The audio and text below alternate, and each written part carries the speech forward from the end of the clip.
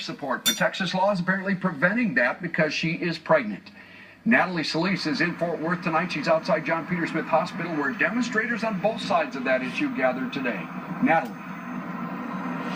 Richard, I would say about a dozen people showed up on both sides of this issue. The demonstrations were peaceful, but certainly very strong opinions on both sides of this life and death issue. Now, as this all unfolded inside, 33-year-old Marlise Munoz lying inside the hospital, pregnant and on life support now 3 months after collapsing.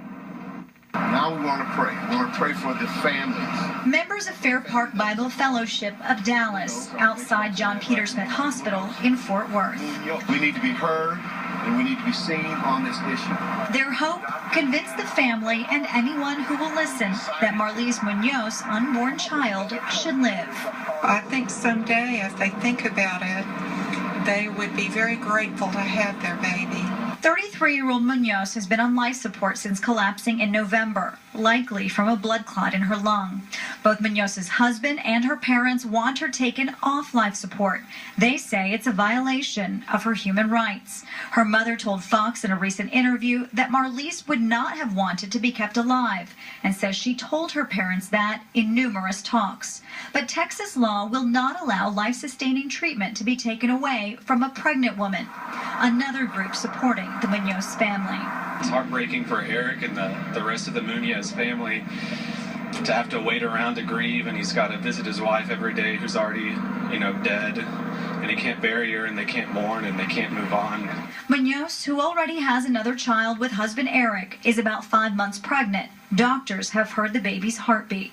And I really believe if she could speak, she would say, I want my baby to survive if I cannot. Marlise went down with a brain embolism. We don't know how long she was down. She's been resuscitated a few times, and the baby was without oxygen every time she went down. Munoz's husband told Fox that's a big concern, and it's still unclear what problems the baby might have as a result.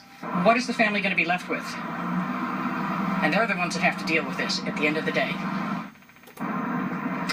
All right, well, the hospital caught in the middle of this very sensitive and personal issue.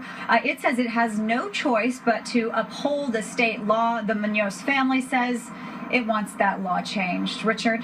Very sad story. Thank you, Natalie Solis, live in Fort Worth tonight. Wind gusts